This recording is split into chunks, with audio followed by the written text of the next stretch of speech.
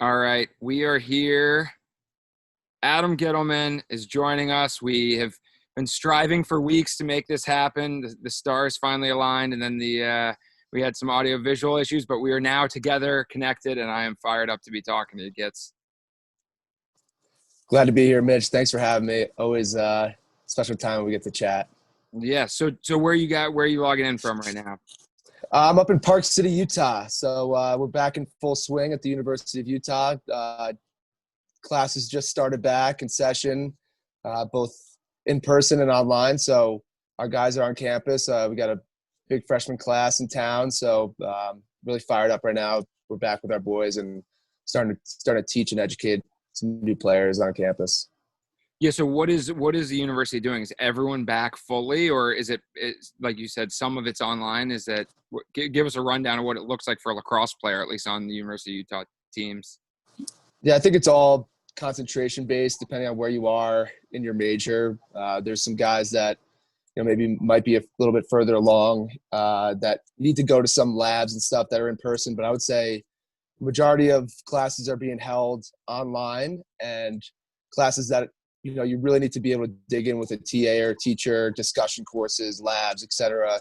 They're using bigger auditorium rooms and breaking those up for social distancing. So a class that might fit average of 70 kids, there might only be 15 in there. I actually just walked by one of the first classes I've seen on a college campus, and there's caution tape and everyone's wearing masks, and they're doing the right things to keep everyone safe on campus, so we can keep things running smoothly.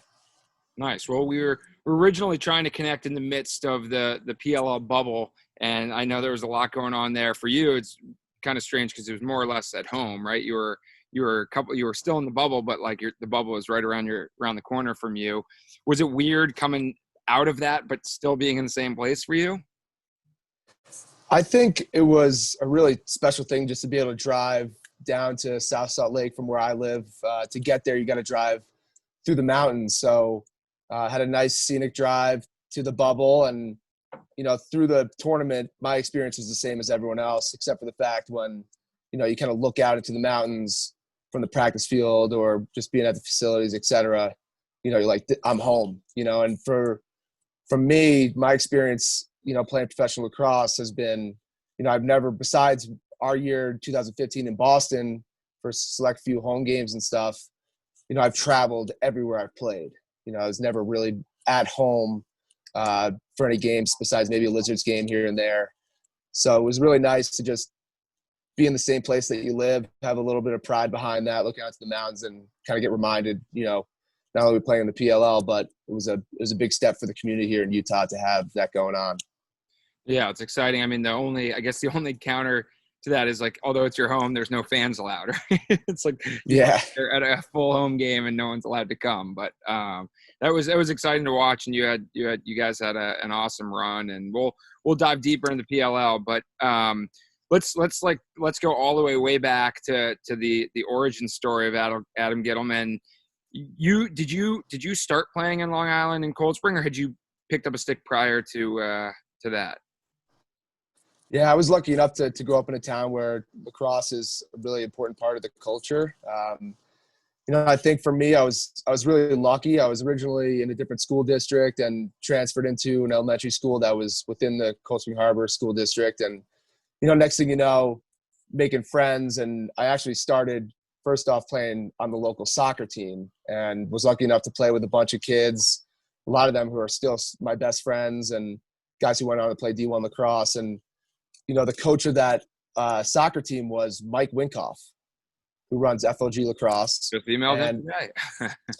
and I just was on the team with him and his son Corey. And next thing you know, I'm playing goalie for the team in soccer, and I think a light bulb went off in Mike's head. This kid's perfect for the sport of lacrosse. So next thing you know, he's recruiting me to come out for lacrosse in the spring, and I'm really thankful for him, to inviting me into the game. I remember my first practice, not only did I get to play lacrosse for the first time, but he also brought me to get my first ever egg sandwich. And so I think he knows a little bit about psychological conditioning. I never looked back from there, fell in love with the game right away. And, that was really, really blessed that was my situation as a young kid. And did you start out as a goalie right away? Did he put you between the pipes immediately? No, my first stick, I think I was borrowing a stick from him and Corey for the beginning, but I remember my first stick was a Viper. I got the red, white, and blue at Lacrosse Unlimited, the die, and it was a traditionally strung stick, and that was my first stick. And I was running around playing midfield. I actually, to be honest with you, was playing midfield and out on the field all the way through ninth grade. So I would play midfield and also play goalie. But in those early years, like most of us, there's not a lot of guys just trying to jump right into the cage, and having the experience playing soccer goalie. And, I think my personality fit well with what you think of an average goalie. Wasn't really scared of the ball at first. I started like a lot of kids, or at least I encourage a lot of kids that are first starting. I was wrapped up in pads. I had baseball catcher shin guards on, elbow pads, shoulder pads, chest pad, from toes to head. I was really protected, and I think that helped me get a little bit more comfortable playing in the cage and not being scared of the ball. Also, those little pink balls, those little pink bouncy balls that girls lacrosse uses. I started with those and kind of built up. So that was the beginning for me, but was always running around in the midfield. I think that kind of lends to how I play even today. I'm pretty comfortable outside the crease. Yeah, it's funny. You mentioned, I remember I played goalie my first year. Like you said, like everyone kind of rotates in, and I wore huge shin pads. Then like a year or two later, they're like, all right, you can't wear the shin pads anymore. I got hit once in the shin. I was like, all right, that's it for me. I'm out on this goalie thing. So I'm glad that you stuck it out and you figured out that you could absorb that kind of impact. When was it that you knew that you're like, okay, I think lacrosse is going to take me somewhere now?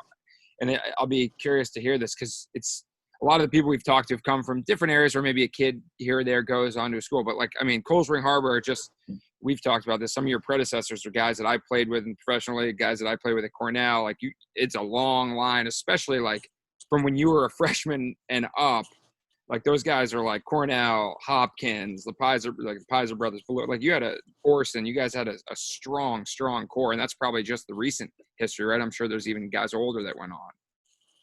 Yeah, if you look back in history, there guys that go to Cold Spring Harbor played at big time programs, but I was so lucky because I think some of the most transformative years for a kid is that middle school age when you're in 7th and 8th grade, when your motor functions are there, you can kind of figure out the game, you've got the stick skills, and then you kind of have the opportunity to sort of create a gap between the other players with hard work and effort and all that. But during that time, there was one of the greatest Cold Spring Harbor teams ever playing on the varsity, and I was a 7th, 8th grader playing on the 7th and 8th grade team. But you got Joe Balukas, you got both Pizers, John Orson, Chandler Clark, who went to Brown, and a whole host of other great players, all on one team at the time. And I think they actually got taken down eventually by the Unterstein trio and Shore and Wading River. But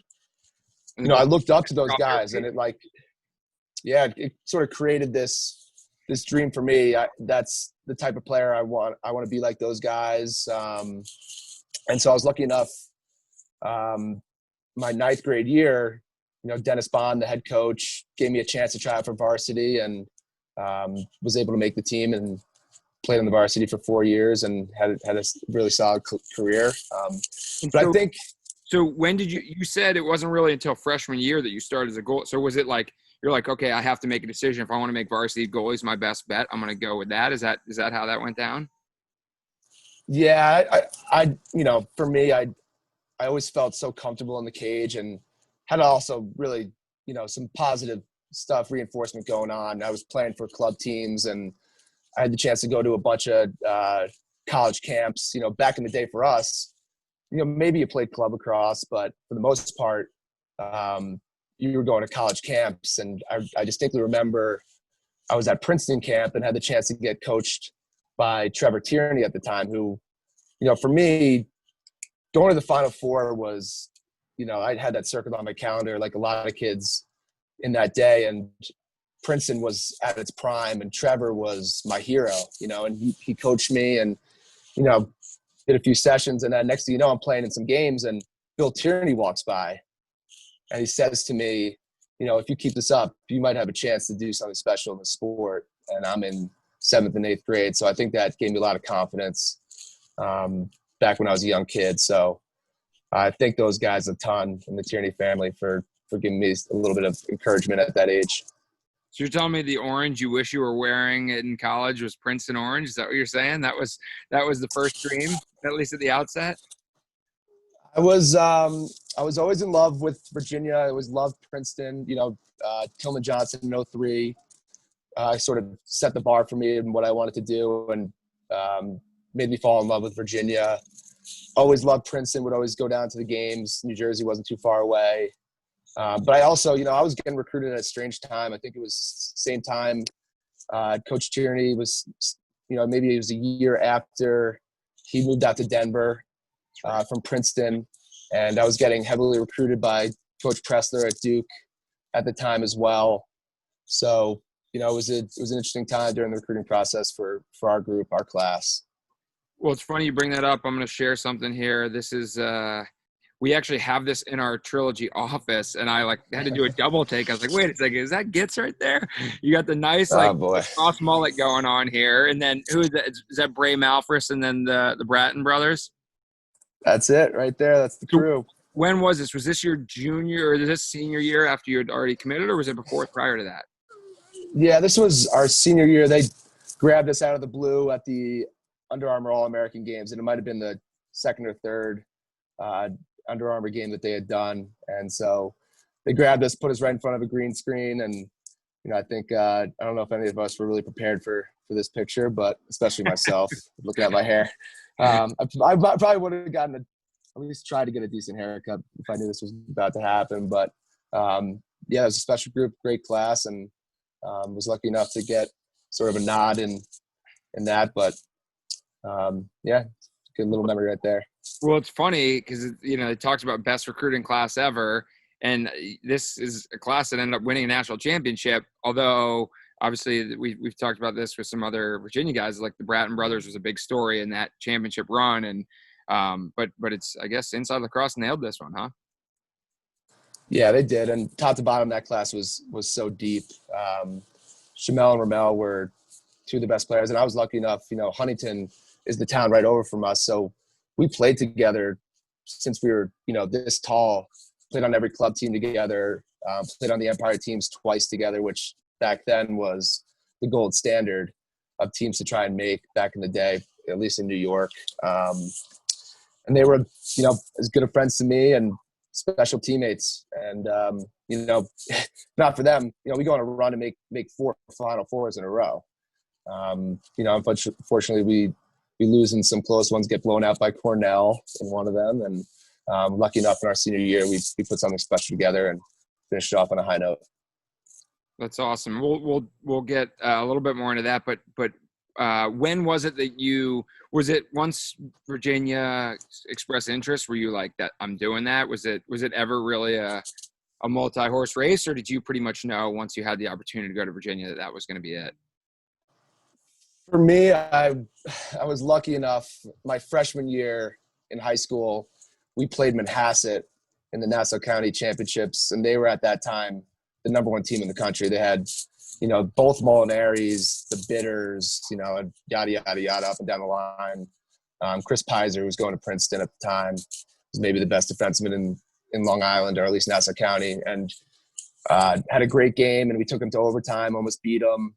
And I think there was a lot of coaches probably watching their guys, and Steve Pizer and a few other guys on our team maybe. But, got some early looks there, and went to top 205, which at the time back then was the camp, as a freshman, and made the all-star team there. So I think I was lucky enough to have some key performances early in my career that kind of put in the back of some coaches' heads that I was, that I existed, and maybe they'd look out for me down the line. So, and then back then during the recruiting process, it wasn't early recruiting. It was your junior year, September 1st, and got the chance to go to a bunch of junior days. I went to a ton of schools, which I'm really thankful. I had the opportunity to meet a ton of great coaches.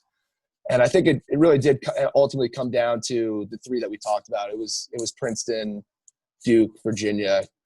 Towards the end, I kind of knew I wanted to go south. How south, I didn't know.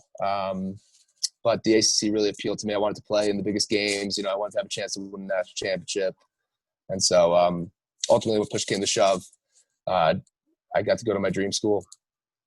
Was there anything you can remember that was like, was it a checklist you made? Was it something that was like, all right, this is what, like, you're like, I'm doing this? Was there any one thing that really pushed you over the edge there? I think for me, a lot of it had to do with relationships with the coaches, having a good feel for the school when you went there. For me, I knew that those schools were great academically, and I think that was really important for me.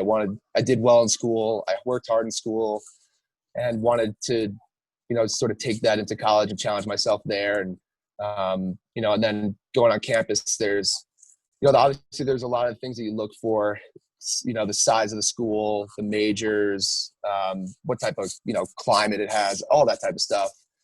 But I think all of us can agree, and I think you can probably agree with this too, is there's just a gut feeling that you get when you step on the campus, when you kind of know it's the right place. And, I felt that at Virginia, and had a great connection to the players when I had a chance to spend time with them. And I think ultimately, when you kind of put it all together in an aggregate, it just made so much sense, and was the right thing. Yeah, I couldn't agree more on that gut feeling. And it's funny, you mentioned the early recruiting. You really you're probably kind of the last gasp of early recruiting not being a huge factor, right? Maybe your class, a class after yours, but then it really started to ramp up after that. So interesting to see how they talked about top recruiting class ever. It was like a standard recruiting class, and you guys went on to win it. Got to do a little deep dive on the research of like how it's gone since then in terms of like these top recruiting classes and championships won. But talk about your experience at UVA. We talked to Will Barrow. We talked to Pat Harbison, and I think one thing that we talked a little bit about on that was tragedy and hardships that you face as a team. And you mentioned four Final Fours, but there was certainly some ups and downs at your time at UVA. And I slip of the tongue, brought up Will Barrow as one of the tragedies that brought you guys together. And there were some other, major events on campus, but just curious how those affected you, not just lacrosse wise, but as a person, but then also you guys had a ton of on-field success. So curious to hear your thoughts on that. Yeah, I think, what I learned first and foremost is, you can't really predict adversity and tragedy. There's certainly some things that you hope you can influence in some ways or another in specific cases. And, rest in peace, Will Barrow. I came into school as a freshman, and he was a key leader on the team. He was a Long Island guy who I connected to right away. And, I think that was something for us that was, you go to college, you're a kid, especially got to say it to myself, right? Sometimes you live in a bubble, and you don't experience some of those hardships or tragedies, and to go through it in college away from home. I'm so thankful, honestly. If not for Dom Starja and his leadership, I don't know how any of us would have fared, because Will was so important to so many people on the team and lacrosse alumni, and obviously Long Island lacrosse, et cetera. So, that was just a huge shock to us, and you can't really explain it. There's nothing you can really say or do except wear his name and his spirit on your sleeve. And I think that was a massive motivation for us moving forward, was to play in his honor. And, I think you hit it on the head. There was a lot that happened to us. You look forward with Yarly Love and the experience that our team went through my junior year in 2010, right in the midst of going from the regular season to the playoffs there, just ultimately shattering all of us for a long time, and even to this day, to be honest. So, I think for us, it was the team, and lacrosse was truly, we learned how it can be medicine. For the time we were on the field, that was our time to just be in the moment and be free and not, be hounded by cameras and news media and et cetera. And again, if not for our coaches and the sports staff administration around our team, they held us up there, and we held each other up. And I think that's what's so special about sports. You can go through anything in life, and if you have a community and people that you can lean on, and brotherhood and family, that's what helps you get through that type of hardship. And I think still, I think I'm so sad about all those things that happened, but it also sort of motivated me in my life and what I wanted to do and the course I wanted to take after college, et cetera. It gave me more motivation to give back, to, do things for others, et cetera. And it was, I think if you look through the timeline of our experience at Virginia, you're not going to see anything tougher than that. And then you look at my senior year, you've got, two of my best friends growing up in my lacrosse career, and we institute, specific guidelines that we wanted our team to follow. And, there was a little bit of, here and there, here, say this and that, and blah, blah, blah going on, and just some distractions and all that. So, to go through that, to have them not be with us at the end was also bittersweet. We won a national championship. Those guys, they put in more, if not work and commitment to the game of lacrosse. And, they were the shining beacon for the Black community in lacrosse. And, I still think about that all the time. And obviously we're blessed to have won it, but there's still kind of that little bit of a scar there that those guys weren't able to experience it with us. Yeah. Do you stay in touch with the Browns? Have you talked to them recently? I'm going to just keep that off record if I can. No problem. Yeah.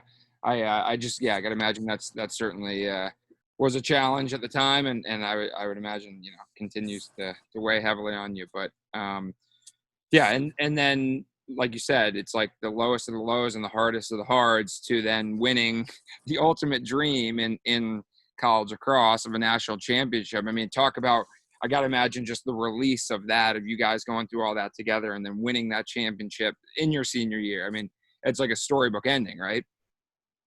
Yeah, to go out on that note is special. I'll always have left college with a win, so you're not thinking back about anything besides, that.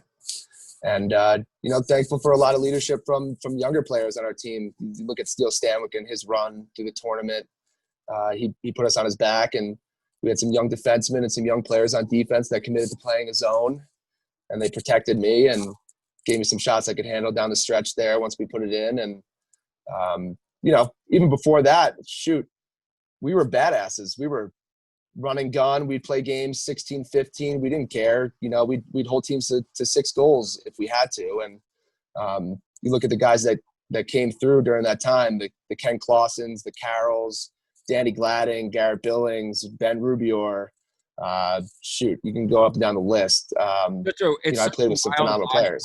It's such a wild hodgepodge of like different styles and guys. It's like when you go through that list like that, I'm like, man, what a unique group of guys that like no one is similar to one another, right? That's like almost the beauty of it. It's pretty cool when you say it like that. And I think that was part of the brilliance of Coach Starja, Coach Van, Coach Walker. Their recruiting was so brilliant because, they know when their ex-attackman was going to graduate, right?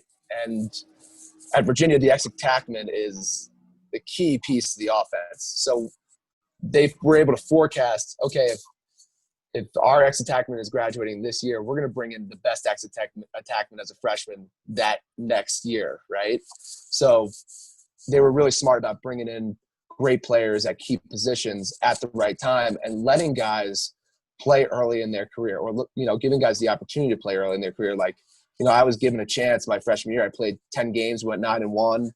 we had a fifth-year senior, Bud Petit, who ultimately kind of gave me some support there. I was, dealing with the ACC at the time, and we got, no pun intended, we got shelled by the Terps in a game, and he came in, brought us to the Final Four, and gave me a lot of motivation moving into the rest of my career, sophomore year, junior year, senior year, making it back there. And, it was a great run. The coach, again, like I said, we played run and gun. We were not scared to push the pace. We were not scared to be creative, to shoot the ball. And I think other teams had to play us on the other side of the spectrum, where it was hold the ball. There was no shot clock, get the perfect shot.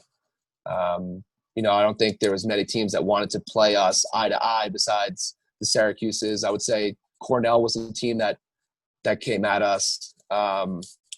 But I think a lot of teams kind of went conservative playing against us, try and extinguish the type of play that we wanted to. Well, like you said, no better way to end your college career than with a win. And as you look towards, I've talked to a bunch of guys. It's like I was like lightning. Like I was so focused on what was ahead of me, which was the NCAA playoffs and getting to the Final Four and then winning a championship. But were you thinking about what you were going to do after school? Had you thought about the MLL? Did you have a career lined up, or what was your mindset as you're looking at graduation? Well, I wanted to play in the MLL since I was, 10 years old. Again, when you go to those Final Fours back in the day, you'd meet Casey Powell. You'd have a chance to watch Mikey, and when the Final Four started moving into then 2001, 2002, et cetera, with the MLL starting up.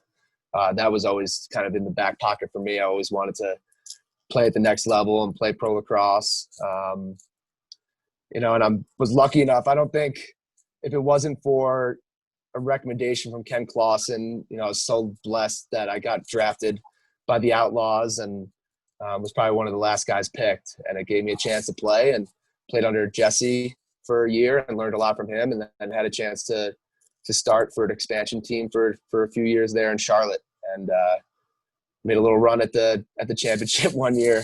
Kind of crazy. And yeah, been in the game. That just finished on my 10th year. Can you believe it? Yeah, it's amazing how fast that stuff goes. So I'm going to pull up some highlights here. This is your first year with the Hounds, I believe, 2012, right? Because you had the 2011 season, you were in Denver, and then 2012. So that year under Jesse, I mean, talk about what that was like learning from Jesse Schwartzman, who's you're not a quiet guy, but Jesse is like, he is out there when it comes to talking his defense and giving them instruction and feedback, I would say. But anything you picked up from working with him, playing with him?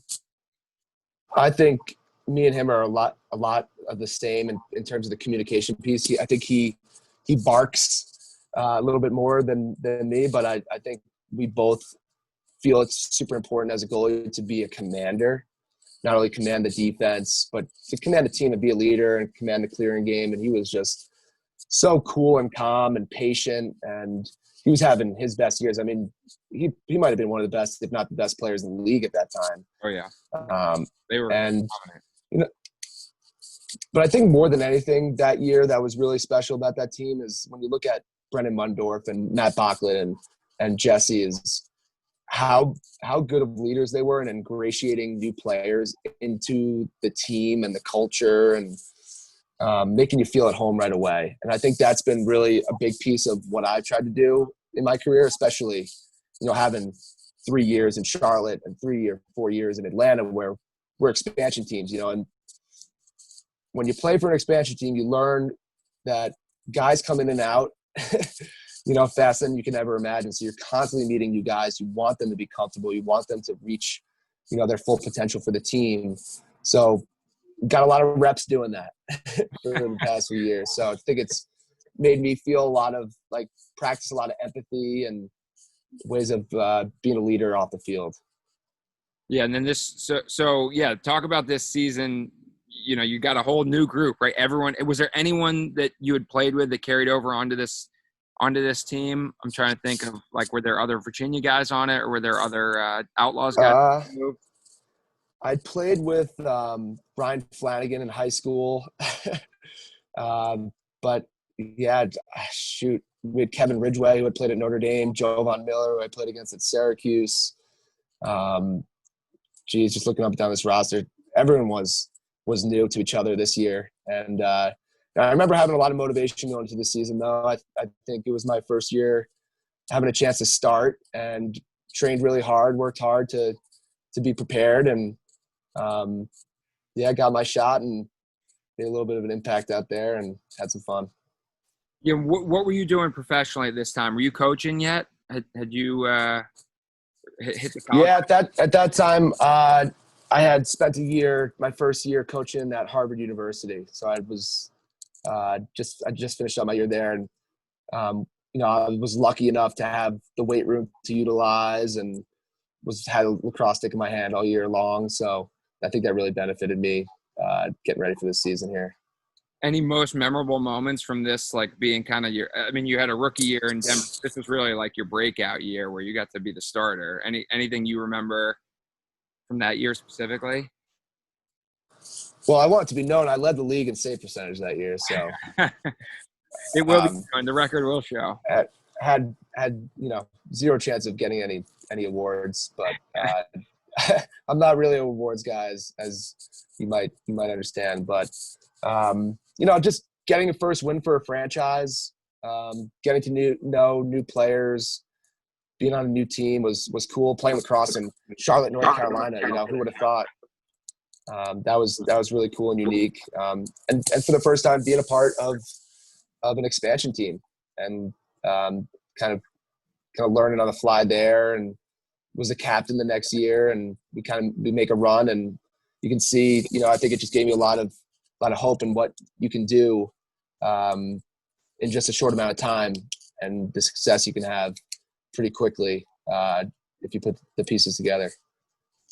Yeah, I'm trying to pull up your 2013 highlights because, as you mentioned, you were captain of the team. You guys really started to find your groove as a unit. But I'm having a tough time getting this to open up. But we can. Oh man, if none of these open, that's gonna be a challenge. I got some good stuff here. We got to watch.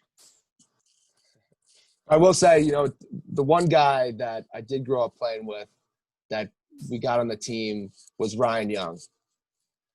And as you know, Ryan is probably one of the most impactful players, not just on the field, but off it. One of the best personalities, most energetic players. And we grew up playing against each other. He went to Manhasset. I went to Coastal Harbor. They were our rival. And he went to Maryland. I went to Virginia. They were our rivals. And then we finally got to play with each other and had just so much fun. We make a run, and we upset Denver, who was a colossal at the time. No one was even touching them, and we beat them in the semifinals and had a chance to, get a chance at a championship against some guys on the Bayhawks that next game. Yeah, and when you think back to those years, like, and welcoming the new players in, I think. And you talk about a guy like Ryan Young, who I think a couple of people have cited as like their favorite teammate over the course of these that we've done. Like, what was it that what is it? I feel like I always think about this. Like, there's no, and you talk about the different blend of teams and the coaches, but like, if you could boil it down to the most impactful ingredient that makes a successful team, what would you say that is? I know that's a hard question because there's probably a lot, but what do you think the number one ingredient is?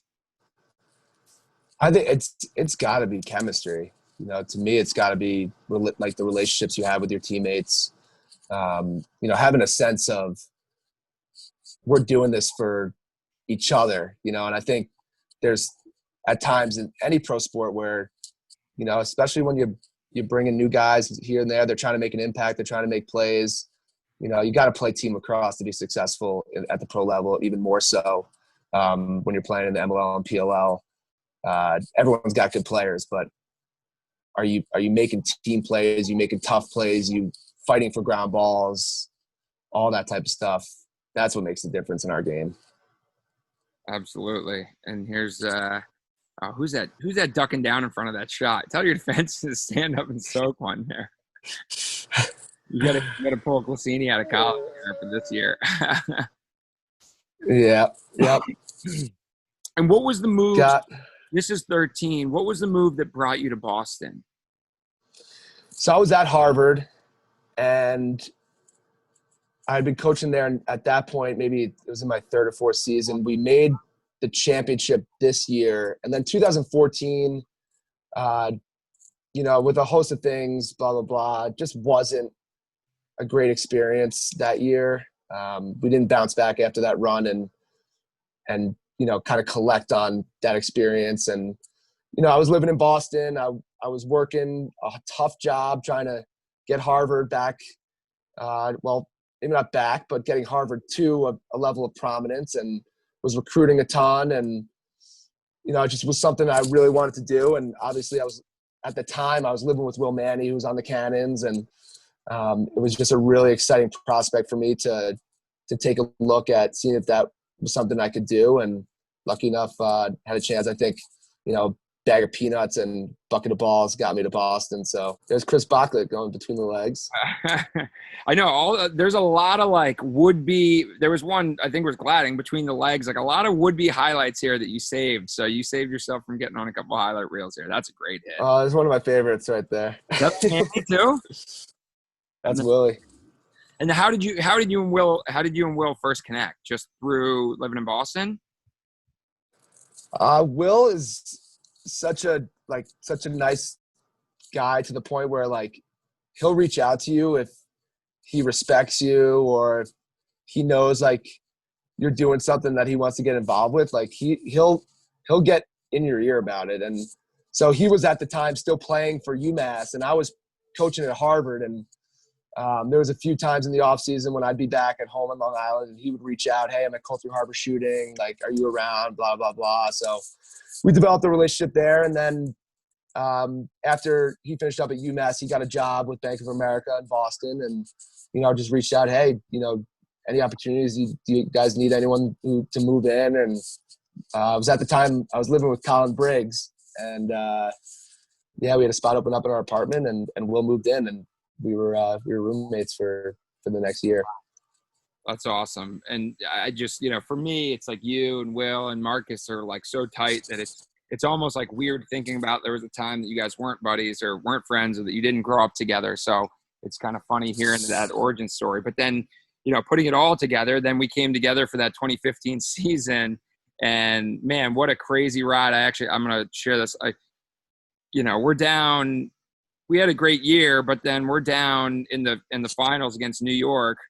We got a 12-7 game, and we start chipping away, and Max just starts unloading these. I mean, walk me through it from your perspective. You're in the net here. What are you thinking? Yeah, I think this was a really fun year, because essentially I was the closer. If Jordan needed some support, if we were down, if we needed some energy, a spark, Coach Tuck would throw me out there. And so I think at this point I was in the game when we started to make this comeback, and Max starts pounding these goals. We had what's his name? Was killing it. Here he is, just such a beast. He was such a beast, hitting twos on the run, and shoot, we get it back, and we take it to overtime, and shoot, we were playing well on both ends of the ball, I think, at this time. And yeah, here we go. This I repressed this in my memory. It still comes up in a lot of my nightmares. I hope it's not too painful to watch, but I just got to say, I remember this so vividly, being oh my God, he's giving it back to Ghits. And then no one, you get through that face dodge. I was Ghits is going to score. I literally, in my head, oh my God, thinking I remember being this is going to be on SportsCenter. We're going to the finals. Ghits is scoring the game-winning goal. This is the coolest thing I've ever been a part of. And then Drew makes that save, and I'm what? He's not supposed to do that. And then I remember being shit, this is bad. This is really bad. This is bad. I think come on, everyone, please get on your horse. Get on your horse. Everyone in the stadium probably thought that was about to be a goal, and if I probably could have done this over again, I would have maybe tried to tackle Paul. If I could have gotten to him here, but I mean, look, that's the great feed. The dodge, because when you got by him with the dodge, I'm oh, this is a sure thing, right? Did you saw a net on that far side, or did you face dodge? Yeah. I think by the time I face dodged, I kind of ran out a little bit of room there. I had a step or two, And I think I just looked to jam it to that far side. And, the thing that kills me is, I know the scout on Drew, and I remember specifically even saying it at halftime, like, if you just fake to the far pipe and shoot it at a stick, the net will be open. And, I wasn't able to execute the play, and he explodes to the far pipe like he always does and always did in that time. And, what could have been, maybe I could have been, rich and famous. Now I'm just a lowly lacrosse coach in the University of Utah. Well, I want you to know that I had your back. I was in the goal. I'm fully expecting to shoot it too, and I'm like ready. I'm like, all right. You know what? I'll be the guy on SportsCenter. I'll make a save with a long pole. I'll bail us out here, and Paul winds up and makes a fantastic pass over to Gibson. And as soon as he did, I was like, oh shit, we're really screwed. Sure. Because I was like, there's no way I'm getting. I was like caught between no man's land, and that was just the worst feeling. Where I'm like, this is gonna look bad. I just kind of fall towards him. Oh, Ryan, perfect time. You get to watch Heartbreak. We're just reliving Ghits' nightmares here. So this was the only MLL game that I watched. This was the year after I retired. That's right. This was right after. I forgot you. This is right after you had retired. It was the year after. Mitch, this is what I jump in on. Jeez, I mean, has the whole podcast been like this, Ghits, or what? Like, has he? He softened me up a little bit, right? I'm sure we have another clip to get to at some point too. You know exactly what it is.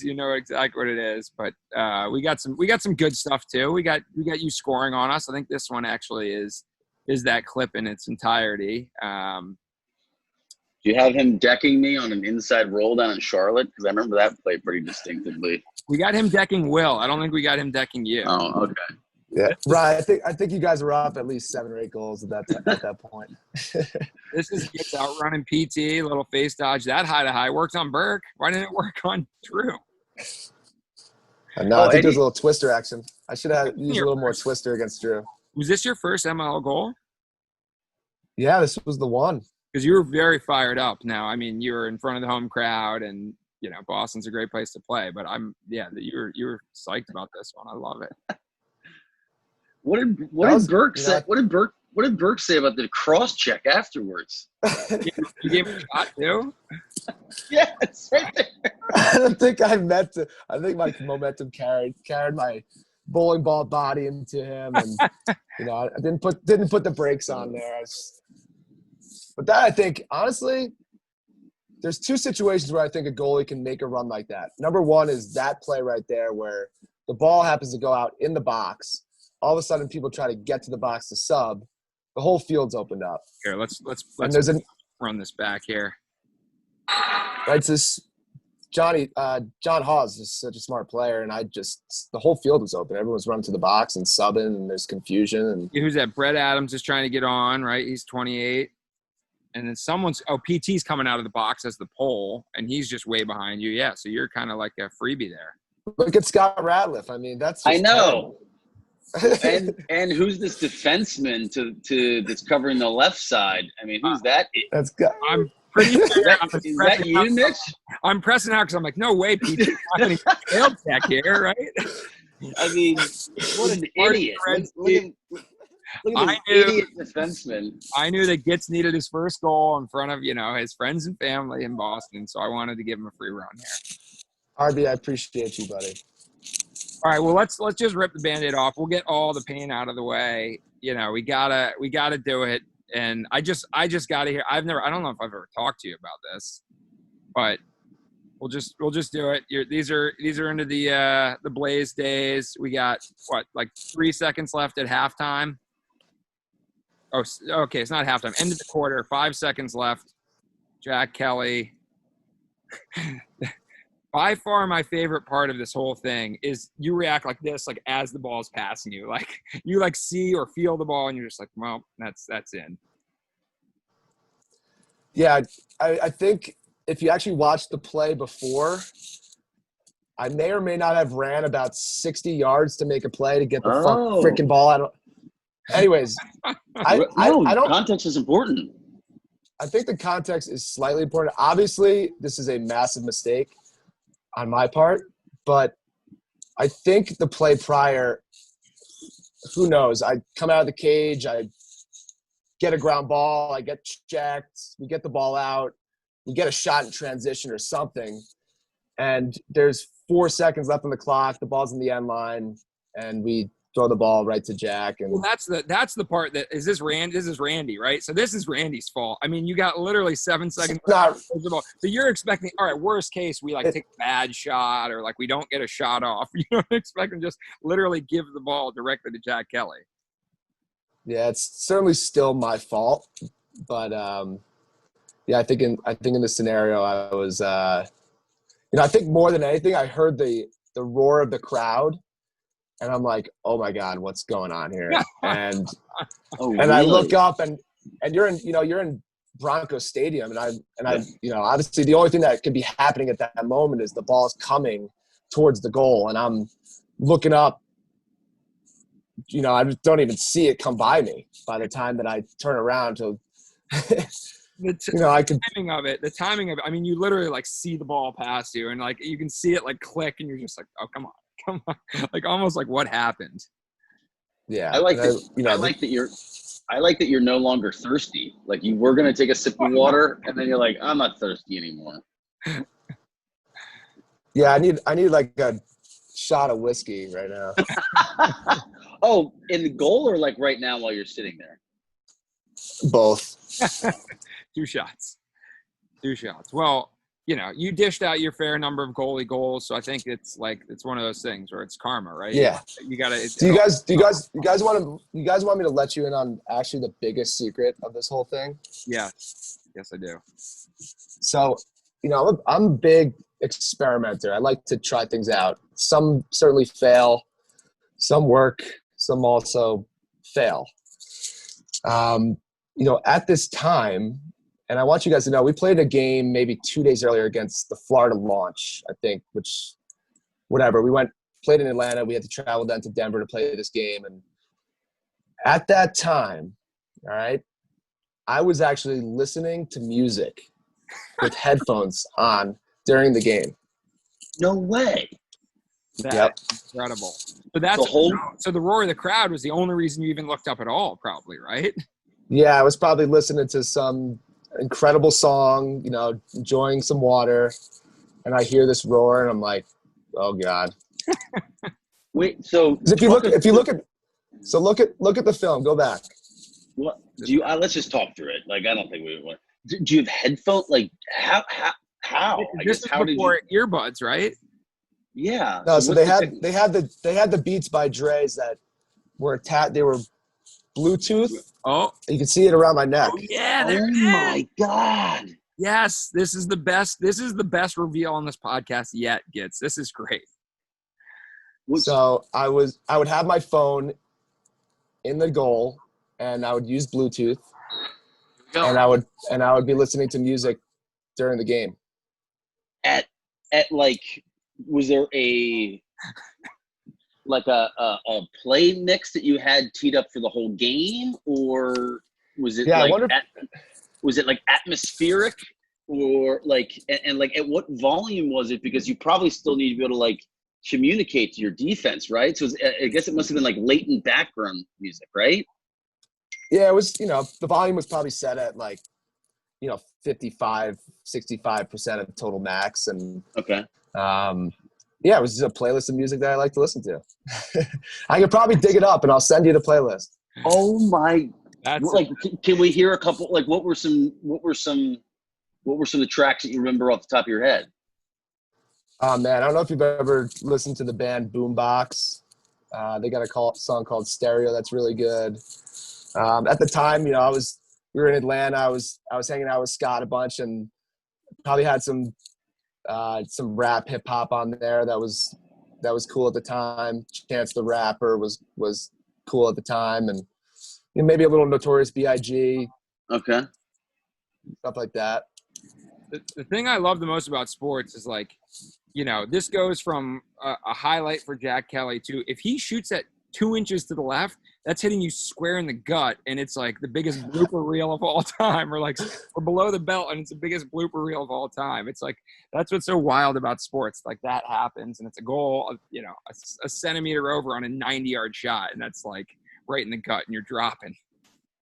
Yeah. So, well, one day I'll make it on, CBS News for something else. I still can't believe. How long did you do the music experiment? I am floored by this. I'm like fascinated by it. Did that end it? Did that end the music experiment right there? I think I had done it maybe like 4 or 5 games already, and I was legit like playing my best lacrosse ever. We played the launch, and they scored 3 goals, and I had like 15 saves right before this game. So did you do the whole season? How long did this keep going on for? I think I cut it out. I think I might have gone to 1 earbud after that game. Just one in, one ear. I better hear what's going on. Oh, man. I am floored by this. I don't think I've ever no one else knows besides the guys on the team, a few of them. Scott certainly knows, and now you guys. And the wide viewership of the Trilogy Lacrosse Theater, which is probably pretty much everyone in the lacrosse community. So. Yeah. Hopefully it doesn't cause any reason to unearth that video, but maybe you're gonna get an in-ear headphone sponsorship or some kind of like helmet. Maybe Ryan will get you mic'd up with some special NBC equipment next year in the PLL. You never know. Well, and that's a good segue. I mean, talk about that shift from the MLL to the PLL, and this is probably something that I don't know we've talked about with many guys about, like, I remember it was my last year playing, but there was all this talk about the PLL coming next year. Was that something when you were approached, were you like, I'm in 100%? Was it a tough decision? What was your thought process as the PLL was starting to become a reality? Yeah, when I first spoke to the guys at PLL, it all sounded amazing. Paul obviously is so polished and prepared and innovative and all the things that I really enjoy about sports business too. To me, probably the toughest part about making that transition was the thought of going away from a location-based team and starting over with, at that time, you didn't know what team you're going to end up playing for. You didn't know who was going to be on your roster. And we were sort of figuring stuff out in Atlanta. We had made a playoff run the year prior. And that to me was probably the biggest obstacle to get over mentally. It was like, I love my team. I want to play for a hometown. Like all of us, winning the MLL championship was everything. Like you would do anything to try and win that trophy if you could. And so to me, like once started to come around to how the teams were going to be created, et cetera, there was going to be some chemistry was certainly the number one priority in creating the teams. That was it for me. I was like, yeah, this is what I want for the sport. I think the way that they've just run operationally, the production has been otherworldly. So it's been a fantastic experience so far. It's been an absolute blast. And obviously you want to play against the best players, and that's where they are. And where were you? Oh, go ahead, Ryan. When did that decision to then finding out who your teammates were, what was that gap like? And then when you found out who you were playing with, what was kind of the, I imagine there was a bunch of elation, but just how long did you have to kind of sit there and be anxious? And then I got to imagine there was a ton of relief when you found out who you're with. Yeah. We all basically committed earlier in that spring. I think you're looking at February, March, that around that time. And we're coaching, Will, Marcus, and I are all living together at the time. And we're all having these conversations with Paul and the PLL group, whether it was conference call or just individually. And so we then go and we coach all spring, and we trying to think of the timeline here. So we trying to think if we were having these, got to go back and in my mind and think when the talks were and if we played another season. It had to be. It was the spring of 2018 because that's when I retired. Was that summer, and it was like early before that season it like kind of kicked around, and then by the season we like knew that most guys had committed and we're not going to be back the following year. So it was like so it went into that MLS summer. Correct. Yeah. And so we play that year, and then we all, we usually do our annual give and go trip where we try and bring equipment out to Europe and stuff. And it's me, Scott, Marcus, Will, Jerry Raganese that year. And you're starting to hear sort of, the breakdown of the pillars of how they're going to put the teams together. And I don't know when they had finally announced them, but that day I don't remember feeling any more anxious than like before they announced those teams. Hearing some stuff through the grapevine, they're going to keep, us together, the Utah, the give and go thing together. And we're going to maybe have Tom involved. And so, when they did announce it, and I'm looking over at Marcus and Will across the table saying, I am so thankful to be playing with you guys. You guys have been scoring on me the past 3 or 4 years, like no other. And that was really special. And again, it was when we were building the program at Utah, we had maybe just gotten to the point where we announced that we were going D1, and to have that announcement that we're going to be able to play together, I think was so amazing for us and our program and the state. Like, it was really special. And, get to train with those guys all the time. It's so much better training with your teammates than training with guys that, well, if this guy gets really good here, like I'm going to be on the bad side of this thing. So it could have been terribly awkward, like beyond awkward. Well, I mean, we lived together long enough where, I hear Marcus on his calls with the machine guys, and Will's playing assistant GM like he does. And, and obviously those teams were doing really well. And I was on my second expansion team trying to just get to the playoffs, and Marcus wins the championship. And I'm like, well, we're almost there, but if I can just play with these guys, we might get there a little bit quicker. I think it was Ratliff was saying that he was talking to Tom, and Tom kind of was like giving him the rundown. He's like, wait, we can do that? Like, we can make that happen? So it sounds like there was like some inklings and some, but yeah, I got to imagine when you see the final roster, you're like, oh my gosh, this is great. What was the first thing you and Marcus and Will did after you heard the announcement? Were you guys in Europe, or were you guys back in the States? Did you go out to eat? Did you guys like go work out? Did you just have a dance party by yourselves? Like, what did you? I think in the next few hours, maybe all those things were completed. A few cocktails.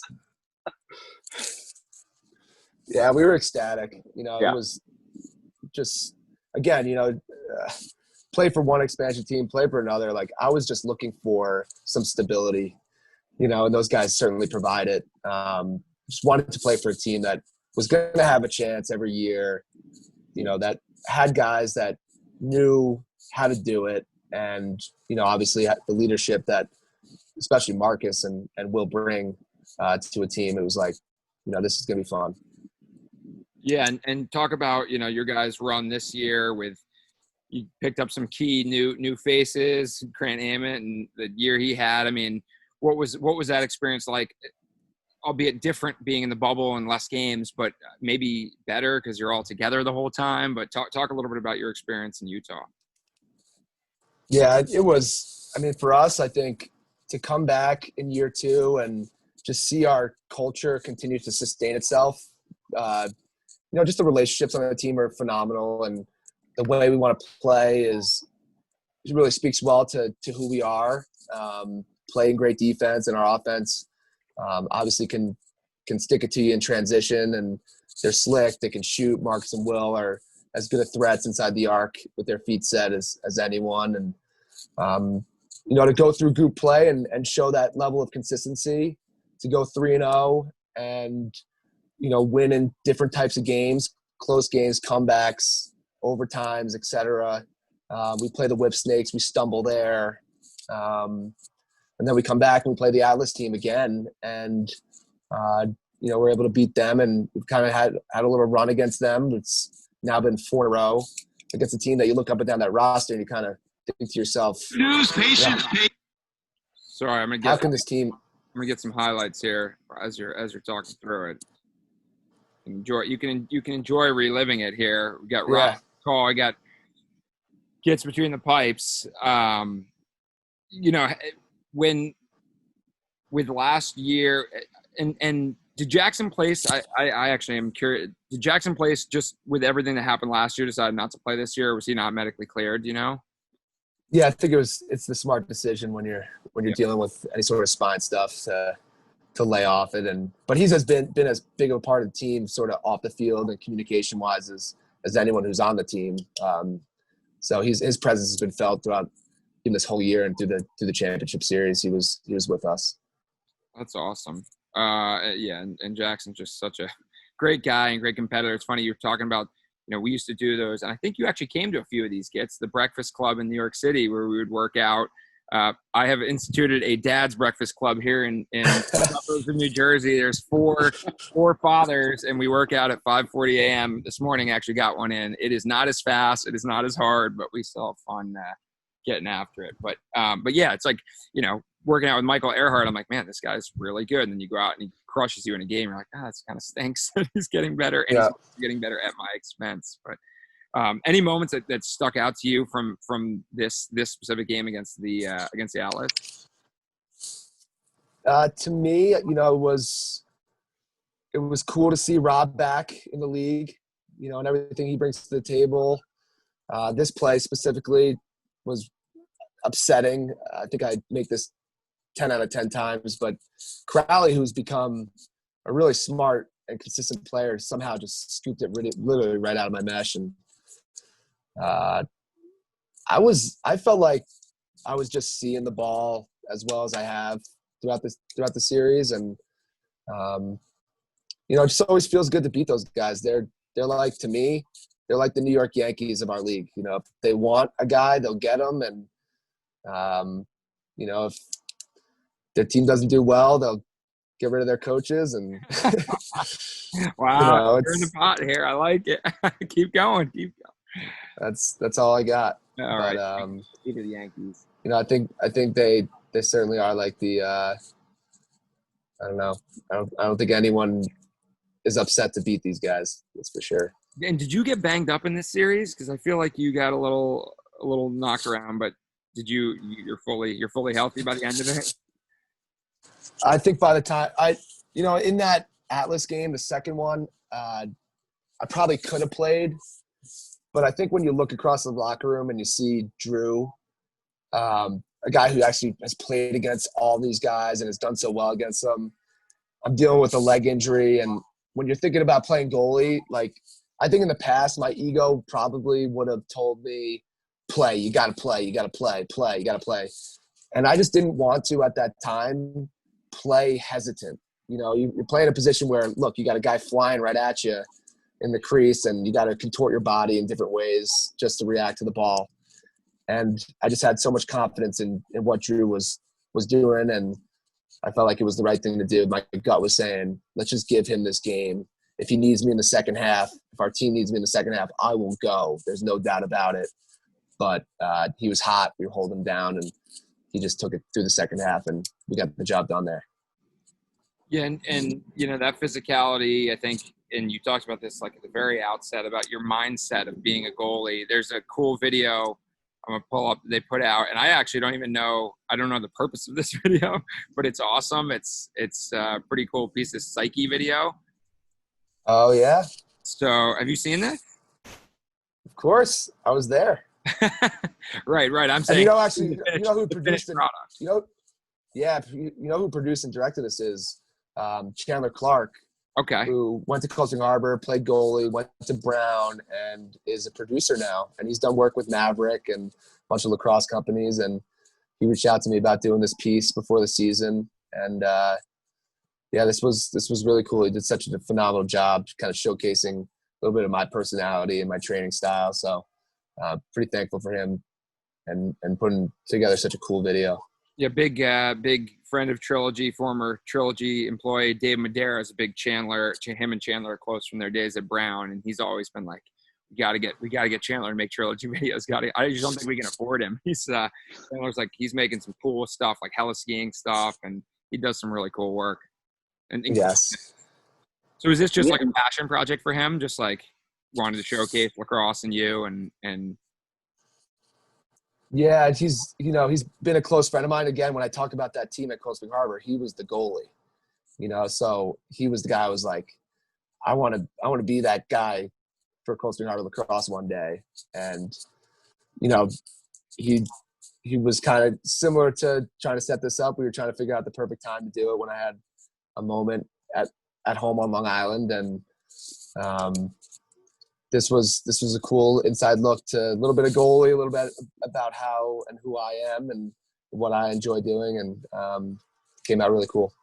Mitch, can we replay it with some audio? That video is awesome. Yeah, we'll get a run through with that's low audio, so we can get some commentary from Ghits on any highlights of the filming. Is this in front of a green screen here, Ghits? Yeah, this was green screen. This was at a local gym, actually. Tom Schreiber's. It takes a different breed to play goalie. Who's the voiceover? What they really? I'm not really sure. Some robot from outer space.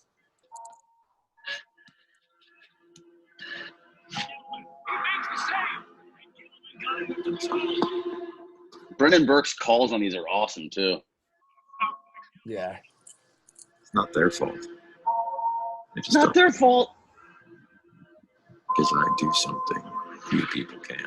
That shot's so sweet. At the edge of madness is where I thrive. So maybe they're coined. Maybe I am different.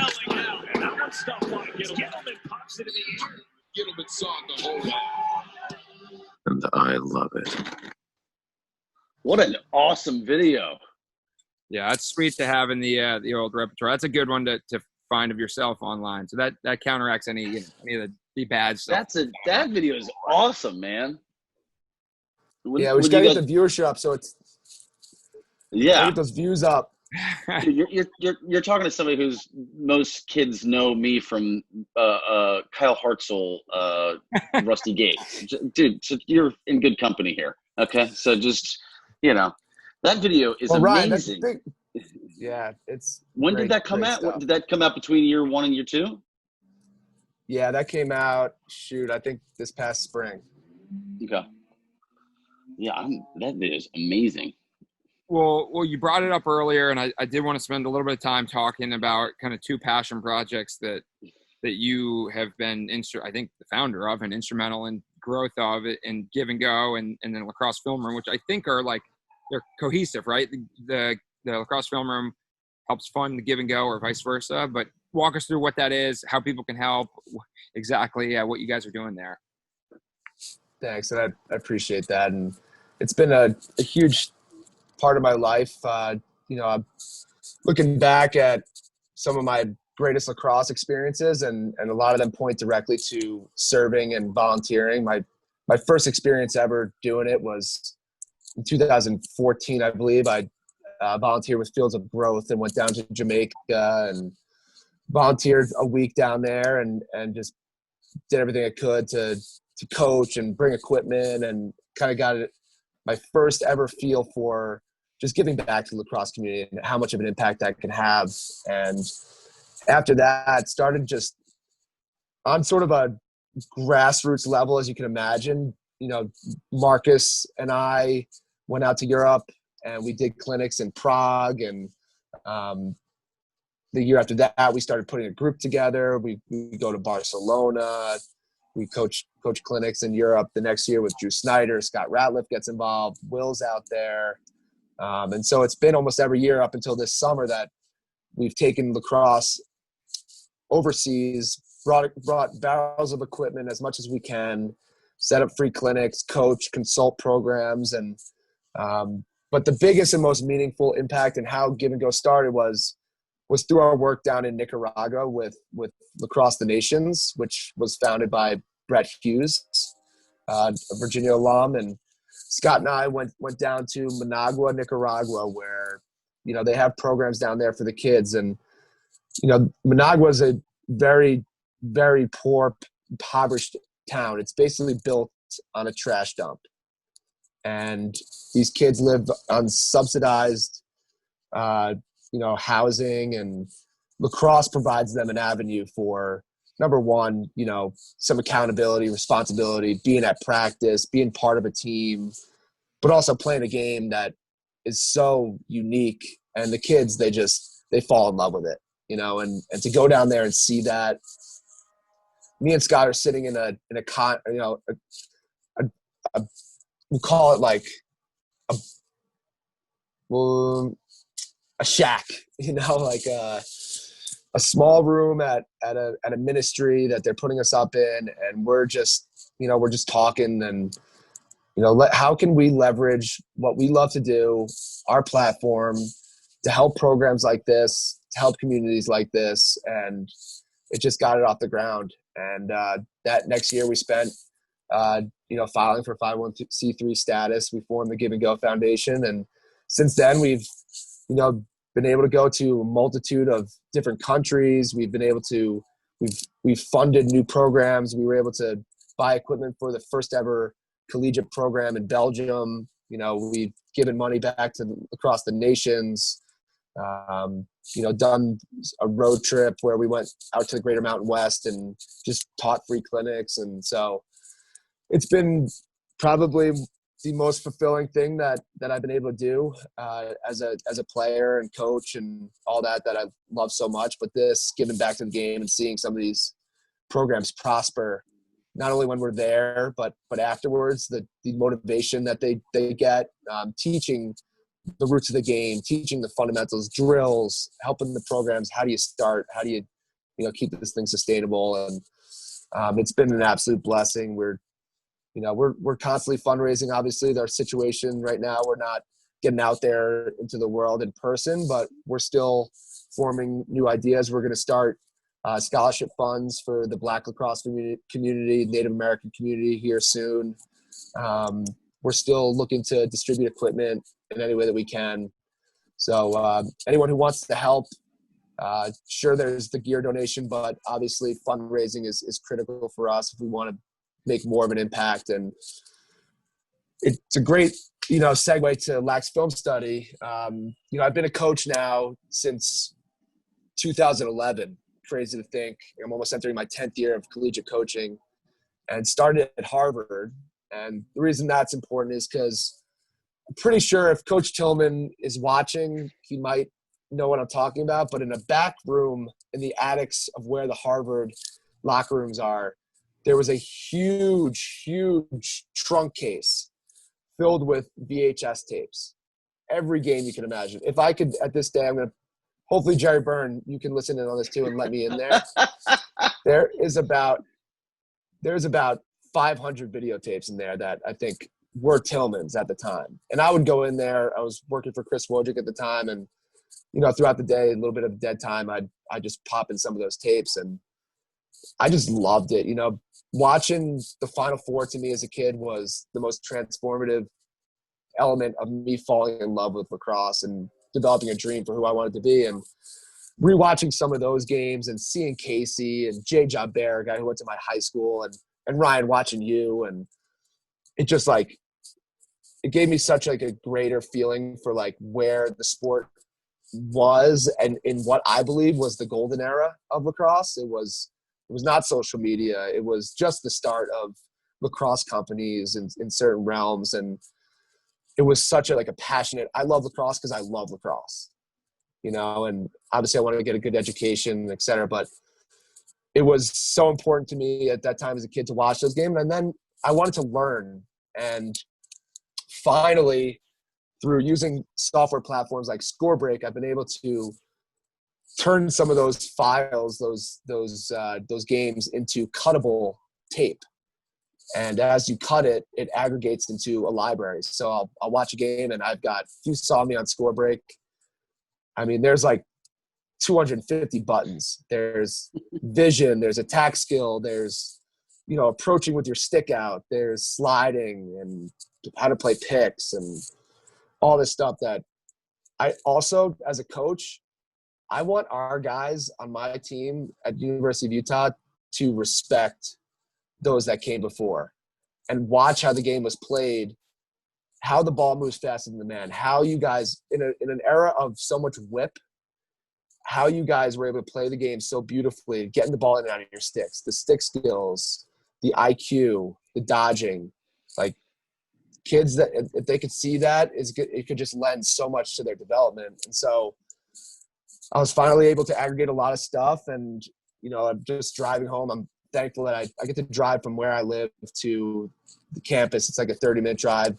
You get to drive through the mountains, and it's a good time to just think and gather ideas and stuff. And it just came to me as like, if I could sell this library for X amount of dollars and make it tax deductible, we can use that to fundraise for the Give a Go Foundation. I'm already doing this. I love it. It's easy for me. Like, this could be a great fundraising avenue. So since then, we've attached to Give and Go, and anyone who buys the Lax Film Study Library and all that it entails is essentially just donating to help us grow the game of lacrosse. How quickly did you realize that you had tapped into something within the lacrosse community, kind of like the subconscious or the I think you know what I'm referencing. Like, I feel like it was like almost instantaneous that, like, you know, I don't know if it was your third video or your 12th video, like if there was an inflection point, or you just knew it at a certain point, you're like, I'm onto something. It was like gasoline for the viral lacrosse fire. Yeah, it was, you know, so at the onset, I did something for my personal account, and I'm just not comfortable there. I don't like being on the social spotlight. And so I'm actually sitting there on the couch with Marcus, and we're just, you know, probably watching a documentary or what, just hanging out. And I'm just like, you know what, I'm going to start this Twitter right now. And so I called it Lax Film Study. And next thing you know, I'd been watching, who was it at the time? It was Princeton, Syracuse, Damian Davis versus Mikey Powell, you know, and when I watched the game, I just clipped every time Mikey went against Damian Davis. And so I was able to put together a little bit of a video clip on that. And, you know, next thing you know, I'm watching 1989 National Championship. I put together Dave Petramala's highlights. We've all heard Dave was the best defenseman ever, but who has seen Dave be the best defenseman ever? You know, and same thing for you, Rye. Like, I think about Princeton during my time growing up as one of the most important factors of me loving lacrosse. And you missed the Princeton Love Fest, Rye. What's that? You missed the Princeton Love Fest earlier. Oh, okay. Okay, good. Probably a good thing. And I know your accolades, and I know how good, you know, you guys won the trophies, but I wanted to watch the games. I got to watch a 2004 quarterfinal, you going against Chris Pasavia, you know, and not just watch maybe one clip that someone found, but watch every time you went against him. And I think I just see some plays and I'm like, wow, that no one will ever see that play unless I showcase it. And one that comes to mind, and maybe you can remember this one, but I think there was a few in that game, a few shots towards the end line in that game that there were some races for. Mm-hmm. And one of the highest IQ plays that I saw in the game was Chris and you are neck to neck to a ball. The ref gives it to you, and he's talking to the ref. And what do? I'm just like, let's go. Blow the whistle, blow the whistle, blow the whistle. I'm ready to play, right. Yeah. I'm yelling at him too, I think. And to me, that is lacrosse IQ at its finest. That is episode 1 of the Trilogy Lacrosse Theater, is showcases that play, that very play. Exactly. What's funny, well, number one, the referee probably shouldn't have blown that in, because technically the goalie was behind GLE, and he was supposed to give the goalie his requisite, you know, whatever it is, time to get back in the crease. So Timmy McGinnis was pretty pissed off, actually, as he should have been. But just coincidentally, you released that video at the same time that I was at the IMLCA convention. And so I'm like, it just, in terms of chitter chatter, like, I'm like, just the golden era old timers, everyone's like, man, I love this. I'm like, isn't it the best? I'm like, it's so great. I'm like, and meanwhile, I like, because I was off my phone for whatever reason for hours. And then I look at, and it's like, it's that video. And I'm like, oh my God, I look like the biggest homer. I'm like pumping up how great this is. And meanwhile, there's a video of me like currently on it. Like I felt like such a, like, just such like a narcissistic jackass that I was just like, oh, it's so great. Like, and meanwhile, that's the backdrop. But and you're I'm like, man, but man, okay, I'll watch this video, sure. I think the cool thing was you also released, now just speaking on that game specifically, that quarterfinal game, is you made sure to release, and this is true to the Damian and Mike Powell thing, is like you released a Chris Pasavia. Like, actually, this guy had an incredible game. Like, he made probably like the same amount of plays.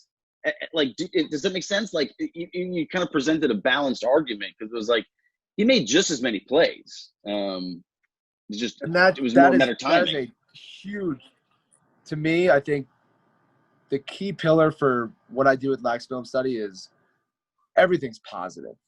Yeah. There's so much arguing going on out there in our lacrosse Twitter world.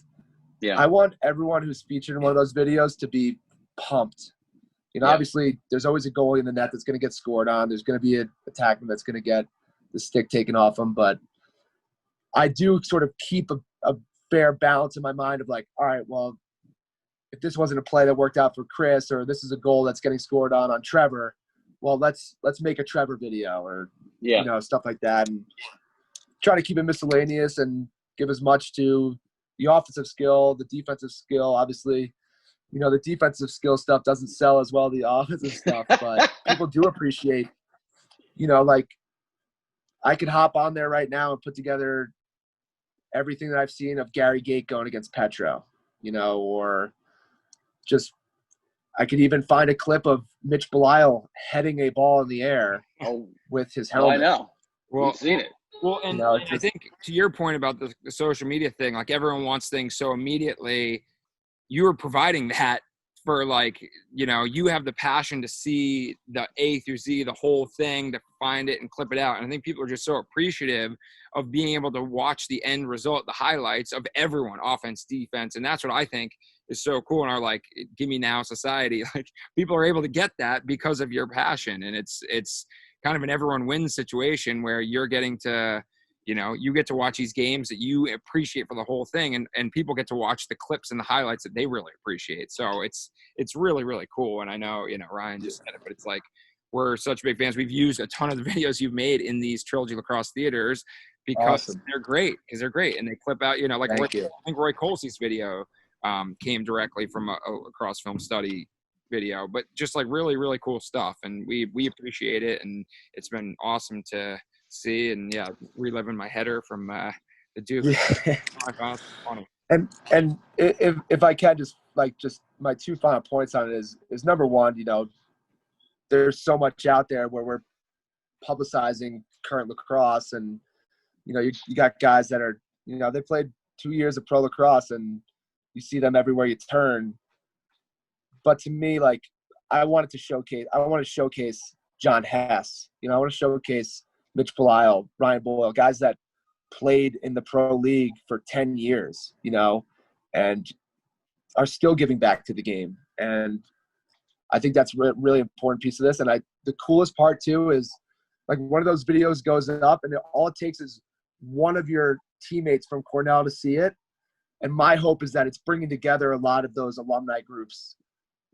Oh shit, did you guys see that thing? Like, Mitch, that's awesome. And all of a sudden now you guys are talking again, or, just throw some logs on the fire to bring back some great memories and make people happy, and then I think number two is how useful it can be as an educational tool for coaches and players. And, I tried my best to categorize things to the nth degree, so that if a coach is having trouble with his team on how to run a 2-2-2 offense. Well, here's the best team of the 90s running the 2-2-2 offense, and I can use that to then teach my players. Or we're struggling to slide. Well, here's the greatest players ever and how they slid to the ball with their stick out violently, fast, etc. Like, I just think it's, at least to me, I'm obviously biased, but I think it's one of the coolest coaching tools that I can imagine. That's a big part of why I did it. So that,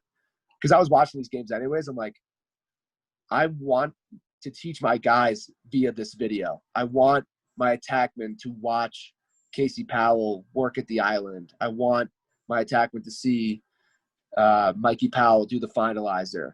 I want my defense to watch how Duke ran their invert defense against Notre Dame in whatever year, So it's been invaluable to us at Utah, and one of the things that we believe really teaches our guys a true appreciation for the sport and where it all came from. Well, and let's get a quick plug. If people want to go and access this and pay for it, how do they do that? It's all connected to our Give and Go donor box at the time. We are currently working on a website, but all you got to do is go to www.donorbox.org/laxfilmstudy. And you can find that link anywhere on our Twitter at Lax Film Study or on Instagram at Lax Film Study. I try and tag it into the post as much as I can because, again, the more people that dive into it, the more we can hopefully do on our end with fundraising. And I try and keep them fresh and, miscellaneous as much as I can. But the Casey Powell ones have been great. Ryan, I love watching you. I honestly would love to see even more stuff. And then probably that group at Princeton with Hess, Strebel, and Massey. Hubbard, Strebel, Hess, Hubbard, and Massey. Sorry. Well, was Strebel running around with them at some point, though? Yeah, he was running like circles around. They were all wondering what the hell he was doing. But yeah, Jesse. I mean, he was a moose. That group was incredible, and seeing Coach Tierney at that part of his career and the way they played defense was, it's just inspiring to me as a coach. So yeah. Well, Ghits, we might have to do a part 2 here. I think we could go on for hours and hours on the a lot of this stuff. It's awesome, been awesome diving in. And I think, we started off with we talked about some challenging times in your life and in lacrosse. And I appreciate you sharing on those. But ultimately, the biggest thing I take away is like your positivity and how much positivity you bring to a team. And other guys that we've interviewed have mentioned you as being such a great leader because of that positivity and how much you put into it. So I reflect and share that. Our time together, playing together was so special. But yeah, I unfortunately have to go pick up my little monsters here shortly. So I do want to end with our kind of quick hit questions. So, cool. quick answers. Best place to play a lacrosse game? I gotta say, best place to play a lacrosse game is Kapolani Park in Waikiki, Hawaii. I thought we were going to get a University of Utah stadium plug there. That's already shadow time. Already a given. It's already a given. We do that enough. Have any of you either ever played in that box court in Prague? Yes, Hebreski, the Alec Hebreski Memorial Term. We did U.S. Indoor 2011. We practiced there one time. So not in like full glory with like people drinking beer in the end line, but we did practice there, which is pretty cool. Yeah. Yeah, that's a cool. That's probably wins the box. Other than maybe Buffalo, like Buffalo in a playoff atmosphere. Oh yeah. Like that maybe the Prague outdoor for me. But this isn't about me. This is about you. Best teammate you've ever had? Besides Mitch Belisle? Man. I think playing with Scott Ratliff over the past few years has been such a joy. Just seeing him continue to mature and become the leader that he has and being able to do all this other stuff with him on the side has only been, a cherry on top. He's one of the finest you'll find out there in terms of leadership, and not just leadership, but he does it on the field, and obviously we can all attest to that. Playing with Scott's been the biggest treat of my career. And then you look at guys like Ryan Young and the guys we talked about there too. Been lucky enough to play with some special players. So, favorite Tony Resch quote over the last 2 years? Oh boy, he's such a stoic, So so he's not going to pound you with dialogue. As he said, "Let a dude be a dude." Does he drop that one? Let's let a dude be a dude. He's got so many good ones. I'm gonna be hard pressed to pull anything out right now. Coach Resch is the best coach I've had in a long time, and become a really special friend. All right, we'll end on one that you definitely can answer here. Best lacrosse memory of all time. At least I think you should be able to answer it. Yeah, I mean, I think winning the national championship is up there. I would also put coming back on Canada when I was in the U19s. We were down 6-7 goals and ended up coming back and beating those guys. And probably one of the best comebacks. What about beating Team USA in a fall scrimmage as a freshman? Remember that? I don't know. You remember that? Did we actually win that game? I don't think anyone was keeping score. You guys beat us in my head, the way I was keeping score. Hey, man, if I ever get a chance to wear that jersey, I'll be blessed. But, yeah, we had a good group. You guys were, as good as anyone, and we were feeling it that year. It was a good fall. Yeah. Well, Ghits, I appreciate you. I know it was difficult to connect. Oh, I did have one final question. We'll end on this one. Have you run into the Real Housewives of Salt Lake City? As a married man with 2 children, I'm now big on the Bravo network, and they are now coming out with the Real Housewives of Salt Lake City. So I don't know if you've seen them flying around in downtown SLC, but keep your eyes peeled. Just stay careful. Yeah, I'll keep my eyes open. But if you guys know me, I go down to Salt Lake to coach the crap out of our guys, and as soon as I can, I get myself to Park City and get back in the mountains. Love it. Well, thank you for setting up the antenna and getting the Wi-Fi cooking in the mountains. We really love seeing you, love talking to you, and just couldn't say thank you enough for making this happen. Yeah, Really was excited. You both are awesome, and appreciate the time, and would love to come back. Maybe we can do all 3 of us can work together through Trilogy Theater with some Lax Film Study stuff. Love it. And put it on the books. Cool. Awesome. Thanks, guys. All right, boys. Have a great day. Thank you for having me. Thanks for